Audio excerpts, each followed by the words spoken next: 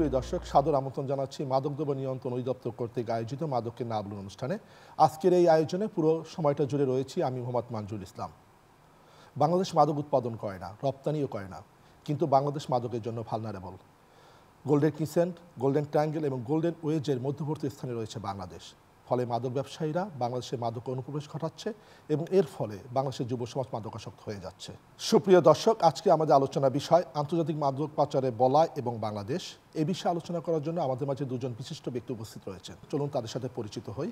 প্রথমেই পরিচিত হচ্ছে আমার ডান পাশে মাদকদ্রব্য নিয়ন্ত্রণ অধিদপ্তরের পরিচালক, প্রশাসন, অর্থ পরিকল্পনা জনাব মোহাম্মদ আব্দুল ওয়াদুদ। আপনাকে স্বাগতম জানাচ্ছি এবং শুভেচ্ছা জানাচ্ছি।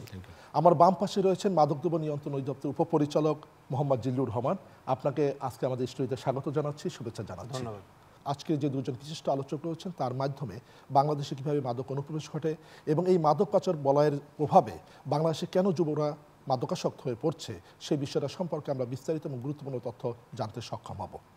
সুপ্রিয় দর্শক, আমরা মূল আলোচনায় যাওয়ার পূর্বে দেখে নিব মাদকদ্রব্য নিয়ন্ত্রণ অধিদপ্তর কর্তৃক নির্মিত একটি তথ্যবহুল তথ্যচিত্র। বাবা তুমি কোথায়?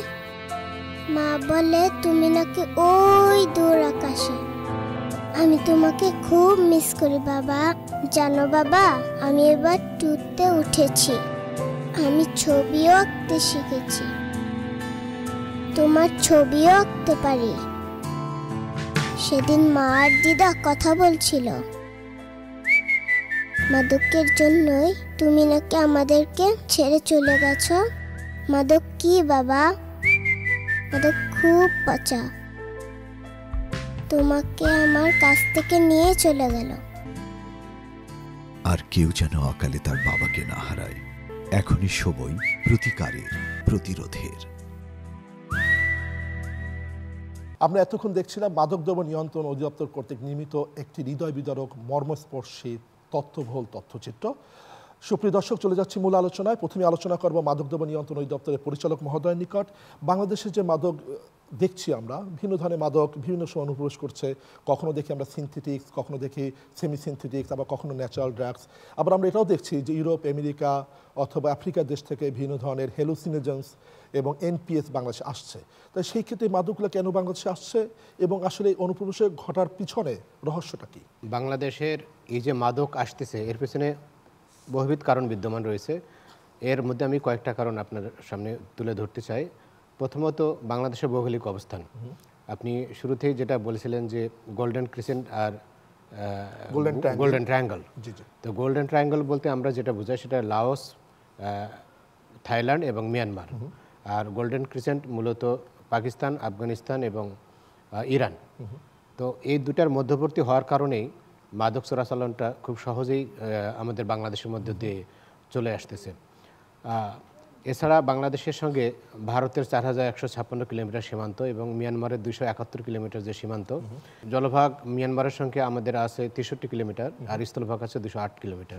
এই সীমান্তের জটিলতার কারণেই বা সীমান্তের দুর্গমতার কারণেই আমাদের এই মাদকদ্রব্যটা সহজলভ্য এবং সহজেই আমাদের সীমান্তরক্ষী বা বিডিআর যা বিজিবি যারা আছে তাদেরকে ফাঁকি দিয়ে আমাদের এখানে চলে আসতেছে। এছাড়াও বাংলাদেশ নদীমাতৃক হওয়ার কারণেই নদী জালের মতো বিস্তার করে আসছে এবং নৌপথে চলাচলটা দুর্গম হওয়ার কারণে সহজেই চোরাকারীরা এই পথগুলো ব্যবহার করে আসতেছে।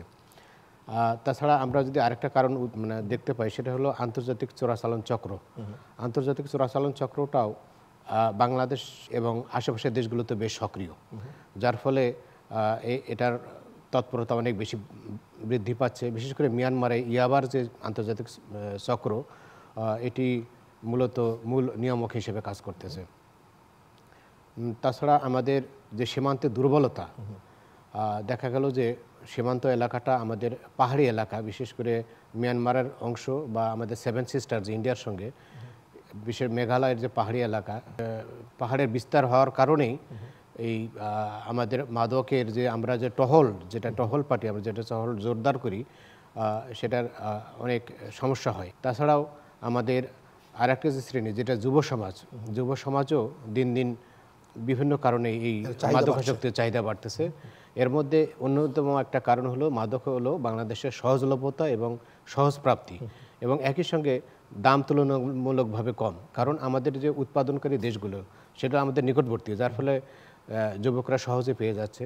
তাছাড়া যারা মাদকের ব্যবসার সঙ্গে জড়িত তারাও যুবককে টার্গেট করে তাদের এই বিস্তারগুলো। তা আমাদের এই যে দুই দেশ রয়েছে প্রতিবেশী, সেখান থেকে তো মাদকটা বেশি বাংলাদেশে ঢুকে, তাই সেক্ষেত্রে মিয়ানমার থেকে মেথামফেটামিন ঢোকে, ক্রিস্টাল মেথামফেটামিন ঢোকে, আবার আমরা ভারতের সাথে দেখছি হেরোইন ঢুকছে, গাঁজা ঢুকছে, ফেন্সিল ঢুকছে, বুপনফ ইঞ্জেকশনও ঢুকছে। তো সেই ক্ষেত্রে কি এই দুই দেশের সাথে কিন্তু আমাদের আন্তর্জাতিক সম্পর্ক রয়েছে, যার মাধ্যমে বা একটা বাইলেটারাল রিলেশন যেটা আমরা বলি, যার মাধ্যমে দ্বিপাক্ষিক সভা হয় এবং সেখানে আমরা এই তথ্যগুলো তাদের কাছে তুলে ধরি এবং তারা সেক্ষেত্রে কার্যকর ভূমিকা নেয়? এই ধরনের পদক্ষেপ কি মাদকদ্রব্য নিয়ন্ত্রণ অধিদপ্তর রয়েছে কিনা? বাংলাদেশের যে দুই প্রতিবেশীর মধ্যে আমরা যদি মিয়ানমারের কথা চিন্তা করি, মিয়ানমার থেকে আমাদের সবচেয়ে বেশি ইদানিং যে জিনিসটা লক্ষ্য করা যাচ্ছে, ইয়াবার বেশি সয়লাভ হচ্ছে। এছাড়া ক্রিস্টাল মেথ, সম্প্রতিকালে যে ক্রিস্টাল মেথ বা আইস, তো এই আইসটাও আমরা মিয়ানমার থেকে আসতেছে। আর ইন্ডিয়া থেকে যদি আমরা দেখি, ইন্ডিয়া থেকে মূলত 3 ধরনের মাদকদ্রব্য বেশি আসে। একটা হলো ফেন্সিডিল, আরেকটা গাঁজা এবং আরেকটা হিরোইন। তো এই দুটা দেশের সঙ্গেই আমরা আমাদের একটা পারস্পরিক একটা চুক্তি রয়েছে, যে চুক্তির বলে আমরা সহজে মাদক চোরা কারবারকারী বা হস্তান্তর বা বিনিময় করতে পারি, বা তাদের সঙ্গে আমাদের বিভিন্ন সময়ে বিভিন্ন বাইলেটারাল মিটিংও হয়, দ্বিপাক্ষিক বিভিন্ন মিটিংও সংগঠিত হচ্ছে। এই মিটিংয়ের মাধ্যমেই আমরা কিভাবে এটা রোধ করা যায়, সীমান্তে কিভাবে জোরদার করা যায়, এসব বিষয়ে বিভিন্ন সময় বিভিন্ন ধরনের আলোচনা হয়। ধন্যবাদ আপনাকে। আমরা আরও বিস্তারিত আলোচনা করব, শুনবো আপনার কাছ থেকে। আমরা একটু যাচ্ছি আমাদের আরেকজন অতিথি রয়েছেন তার নিকট। এই যে একটা মাদক পাচারের বলয়, এই আসলে বলয়টা বলতে কি বোঝায় এবং ইন্টারন্যাশনালি কতগুলো বলয় রয়েছে এবং এর প্রভাবে বাংলাদেশে আসলে মাদক নিয়ন্ত্রণ করা কতটা সমস্যা তৈরি করছে? আমরা যদি আমাদের এই দক্ষিণ এশিয়া এবং ইউরোপ এবং আমেরিকা দেখি, তাহলে এক একটা জায়গায় যে এক একটা বলয় গড়ে উঠেছে, সেই বলয়গুলো ওই অঞ্চলের আর্থসামাজিক অবস্থাকে কেন্দ্র করে গড়ে উঠেছে। তো বাংলাদেশের জন্য যেটি একটি অ্যালার্মিং বিষয়, যেটিকে আপনি বলছিলেন যে গোল্ডেন ক্রিসেন্ট এবং গোল্ডেন ট্রায়াঙ্গেল এবং গোল্ডেন ওয়েজ, মূলত গোল্ডেন ক্রিসেন্টে যে সকল দেশগুলো রয়েছে, আফগানিস্তান, পাকিস্তান এবং ইরান, সেখানে আফিম এবং আফিম উদ্ভূত যে হেরোইন, ফেন্সিডিল, সেগুলো আসে এবং সেটার একটা বড় বাজার বাংলাদেশে তৈরি হয়েছে, যার ফলে বাংলাদেশে মাদকের যে মাদকাসক্তের যে আসলে মানে আধিক্য, সেটি দেখা যাচ্ছে। এবং আরেকটি দিক যদি দেখেন, যে সেটিকে পরবর্তীতে এখন বাংলাদেশে যে মাদকের বিষয়ে আসলে আমরা খুব উদ্বিগ্ন, সেটি হচ্ছে ইয়াবা এবং তার পরবর্তীতে আইস। এই আইস এবং ইয়াবা সম্পূর্ণ আসছে পার্শ্ববর্তী দেশ যে গোল্ডেন ট্রায়াঙ্গেল, তার অন্যতম সদস্য মায়ানমার থেকে। এবং এখানে একটি তথ্য হচ্ছে যে মায়ানমার কিন্তু এই যে ইয়াবা বা আইস উৎপাদন করার ক্ষেত্রে তারা মূলত 6টি দেশকে টার্গেট করে তাদের বাজারকে সম্প্রসারণ করার চেষ্টা করছে, তার মধ্যে বাংলাদেশ অন্যতম। এবং এই বাংলাদেশ অন্যতম হওয়ার পিছনে সবথেকে যেটি কারণ হিসেবে আমরা বিবেচনা করছি বা বলছি, যে বাংলাদেশে এখন ডেমোগ্রাফিক ডিভিডেন্ড চলছে এবং সেখানে তারুণ্যের আধিক্য রয়েছে। এই তারুণ্যের যে আধিক্য, এই তারুণ্যের আধিক্যের ফলে বাংলাদেশ যাতে এগিয়ে যেতে না পারে বা ক্ষতিগ্রস্ত হতে পারে, সেজন্য তাদের একটি অপকৌশল হিসেবে তারা বাংলাদেশে মাদকের এই অবৈধ ব্যবহারকে বিস্তার করার জন্য এই গোল্ডেন ট্রায়াঙ্গেলের মাধ্যমে বাংলাদেশকে ক্ষতিগ্রস্ত করার চেষ্টা করছে। মায়ানমার মূলত চেষ্টা করছে তারা বাংলাদেশ, লাওস, মালয়েশিয়া, ইন্দোনেশিয়া এবং পার্শ্ববর্তী দেশ এই যে থাইল্যান্ড, এই 5-6টি দেশকে তারা টার্গেট করে তাদের যে মানে ইলিগ্যাল অংশ, সেটিকে তারা সম্প্রসারণ করতে চায়। এবং এখানে একটি উল্লেখযোগ্য বিষয়, অ্যালার্মিং বলা যায় আমাদের জন্য, যে আগে সারা বিশ্বের যে 85% আফিম উৎপাদন হতো আফগানিস্তানে। এই যে আমাদের গোল্ডেন ক্রিসেন্টের যে মূল উপাদান, যেটাকে আমরা খুব অ্যালার্মিং ভাবি, সেটা হচ্ছে ওপিওয়েডস অর্থাৎ হেরোইন অথবা ফেন্সিডিল। সেইখানে যারা ওপিয়াম পপি ইলিগাল কাল্টিভেশন করতো আফগানিস্তানে, সেইটা চলে আসছে এখন মায়ানমারে। কাজে মায়ানমার থেকে এখন হেরোইন আবার ফেন্সিডিল কিন্তু বাংলাদেশে অনুপ্রবেশ করতে পারে ভবিষ্যতে। তো এইটা যে বন্ধ করার জন্য সরকারি কোনো পদক্ষেপ রয়েছে কিনা বা চিন্তা ভাবনা রয়েছে কিনা, বা এক্সিস্টিং যে মাদকটা আসছে মিয়ানমার এবং ভারত থেকে, সেই ক্ষেত্রে সরকার কি ধরনের পদক্ষেপ গ্রহণ করছে? সমস্যা হলো মিয়ানমার আমাদের সবচেয়ে কাছের প্রতিবেশী, এবং যেহেতু সেখানে কোনো আইন শৃঙ্খলার বাধাই নেই, সীমান্তে অবাধ যাতায়াত, সীমান্ত তাদের ওপেন, কোনো সীমান্তে তাদের কোনো আর সীমান্ত রক্ষী নাই, যার ফলে এটা আমাদের জন্য আরও ঝুঁকিপূর্ণ। তো আমরা এই ঝুঁকিপূর্ণ অবস্থাকে উত্তরণের জন্য প্রথম যে বিষয়টা আমরা পদক্ষেপ নিচ্ছি, সেটা হচ্ছে সীমান্তের টহল বৃদ্ধি করতেছে। এছাড়া আমাদের মিয়ানমার সীমান্তের যে সড়ক পথে 46.5 কিলোমিটার বা জলপথে যে আমাদের নাফ নদী আছে সেই নাফ নদীতে টহল বৃদ্ধি করার জন্য যদিও আগে একজন সহকারী পরিচালক ছিল না, সেখানে কিন্তু একজন আমরা সহকারী পরিচালক পদায়ন করেছি এবং এটার টহল জোরদার করেছি। এছাড়া সীমান্তে যারা এইসব কারবারের সঙ্গে জড়িত আছে তাদেরকে চিহ্নিত করে তাদেরকে বিকল্প কিভাবে কর্মসংস্থানের ব্যবস্থা করা যায় সে বিষয়েও আমরা উদ্যোগ গ্রহণ করেছি। এছাড়া সীমান্তে বিভিন্ন ধরনের যে আধুনিক প্রযুক্তির ব্যবহার, বিশেষ করে স্ক্যানার বা অথবা ডিটেক্টিং মেশিন, যেটা ড্রাগ ডিটেক্টিং মেশিন, জি, সেই বিষয়গুলা আমরা করার চেষ্টা করতেছি যে দ্রুত গতিতে এটা বাস্তবায়ন করে এই চোরাচালানটাকে কিভাবে রোধ করা যায়। অর্থাৎ মাদকদ্রব্য নিয়ন্ত্রণ অধিদপ্তর চাচ্ছে ভবিষ্যতে যুগের চাহিদার সাথে তাল মিলিয়ে প্রযুক্তিগত উন্নয়ন ঘটাবেন। হ্যাঁ, অবশ্যই প্রযুক্তিগত ক্ষমতার উন্নয়ন ঘটাবেন এবং একই সাথে প্রযুক্তিটাকে ব্যবহার করা হবে মাদক নিয়ন্ত্রণে। আমরা সেই আশাই রাখছি। সুপ্রিয় দর্শক, সময় হয়েছে বিরতি নেওয়ার। আমরা কিছুক্ষণের মধ্যে ফিরে আসব। আশা করছি আপনারা সকলেই আমাদের সাথে থাকবেন।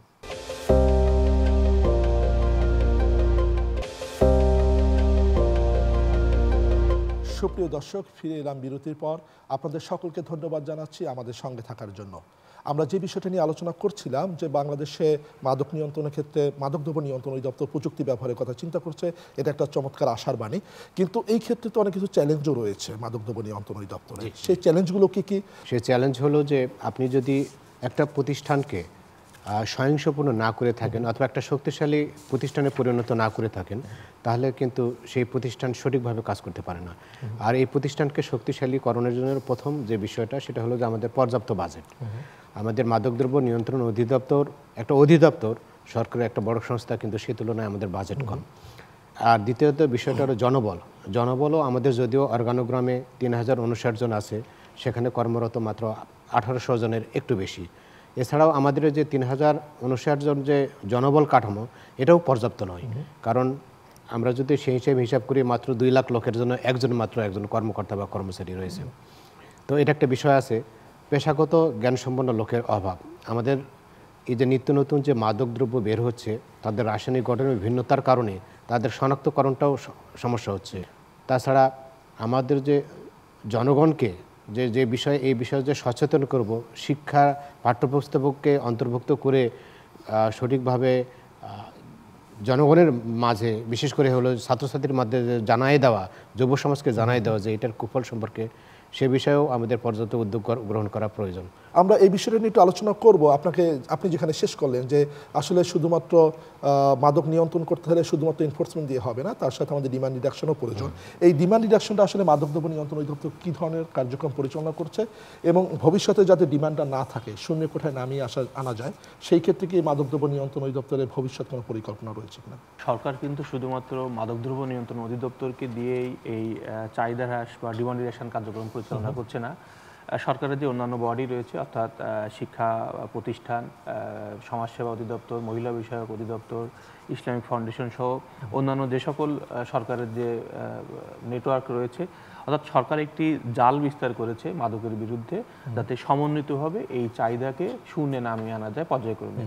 এবং আমি মনে করি যে সরকারের যে এই উদ্যোগ সেটি সফল হবে। এক্ষেত্রে আসলে আমরা বহুমুখী কার্যক্রম পরিচালনা করছি। শিক্ষা প্রতিষ্ঠানে বিভিন্ন কমিটি রয়েছে, শিক্ষা প্রতিষ্ঠানে নানান ধরনের আলোচনা সভা, বিতর্ক অনুষ্ঠান আয়োজিত হচ্ছে। আর বিভিন্ন সামাজিক ক্যাম্পেইন হচ্ছে, সামাজিকভাবে মানুষকে মাদকের বিরুদ্ধে যে ঐক্যতা সেটি গড়ে তোলার জন্য সকলে দায়িত্ব পালন করছে।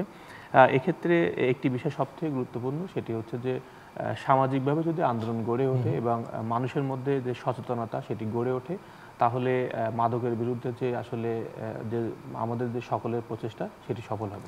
সামাজিক আন্দোলন গড়ে তোলার জন্য শুধু মাদকদ্রব্য নিয়ন্ত্রণ অধিদপ্তর একা পারবে না। যে চাহিদা হ্রাসের ক্ষেত্রে আমরা শুনছিলাম যে ভিন্ন ধরনের পদক্ষেপ মাদকদ্রব্য নিয়ন্ত্রণ অধিদপ্তর নিয়েছে। সেই ক্ষেত্রে ডিজিটাল কন্টেন্টটা খুব দরকার, কারণ এখন সবাই সোশ্যাল মিডিয়ায় থাকে, আবার প্রিন্ট এবং ইলেকট্রনিক মিডিয়ার মাধ্যমে এটা প্রচার করা দরকার। সেক্ষেত্রে মাদকদ্রব্য নিয়ন্ত্রণ অধিদপ্তর কোনো কার্যক্রম রয়েছে কিনা? আমাদের সোশ্যাল মিডিয়া, বিশেষ করে ফেসবুক, ইনস্টাগ্রাম বা ইউটিউবে এই মাদক বিরোধী যদি আমরা আরও বেশি বেশি প্রচার করতে পারি, এই যুব সমাজ কিন্তু এই তিনটার প্রতি অনেক বেশি আকর্ষিত হয়, বিশেষ করে ফেসবুক, ইনস্টাগ্রাম এবং ইউটিউবের প্রতি। তো মাদক দ্রব্যের কুফল সম্পর্কে যদি আমরা বেশি প্রচারণা করতে পারি, তাহলে তারা কিন্তু সহজে এই সম্পর্কে ধারণা পাবে এবং আমাদের মাদকদ্রব্যের আইন যে আমাদের বর্তমান যে 2018 সালে যে আইন সংশোধিত 2020 সালে, এখানে কিন্তু ইয়াবা, হিরোইন বা কোকেন এই জাতীয় আমাদের মাদকের ক্ষেত্রে সর্বোচ্চ শাস্তি মৃত্যুদণ্ড থেকে শুরু করে যাবজ্জীবন কারাদণ্ড। এছাড়া অন্যান্য যেসব মাদকদ্রব্য উপাদান আছে তাদের ক্ষেত্রেও কঠোর আইন প্রবর্তন করা হয়েছে। এই বিষয়টা যদি আমরা কঠোরভাবে প্রয়োগ করতে পারি, তাহলে যুব সমাজকে একটা দৃষ্টান্তমূলক যদি দু একজনকে সাজা দেওয়া যায়, তাহলে অন্যরা আমার মনে হয় একটু সচেতন হবে। তাছাড়াও এই যুব সমাজকে আমরা যদি প্রশিক্ষণ দিয়ে, বিশেষ করে কর্মসংস্থানের প্রশিক্ষণ দিয়ে বা তাদেরকে ক্ষুদ্র ঋণের ব্যবস্থা করে দিয়ে কর্মসংস্থানে উদ্বুদ্ধ করা যায়, তাহলেও তারা এই বিষয়টাকে থেকে বিরত থাকতে পারে। আপনারা দেখবেন যে স্পেনে যেমন লা লিগা, আপনার ইংল্যান্ডে ইংলিশ প্রিমিয়ার লিগ, বা জার্মানিতে বুন্দেসলিগা, ওরা কিন্তু মানে সারাক্ষণ একটা যুবকদের বিভিন্ন ধরনের একটা কিছু টেনিস, ক্রিকেট এই যে তো একটা দিয়ে রাখে, ব্যস্ত রাখে, যে পড়াশোনার পাশাপাশি তারা যেন এই ধরনের এই ইয়াতে উদ্বুদ্ধ হয়।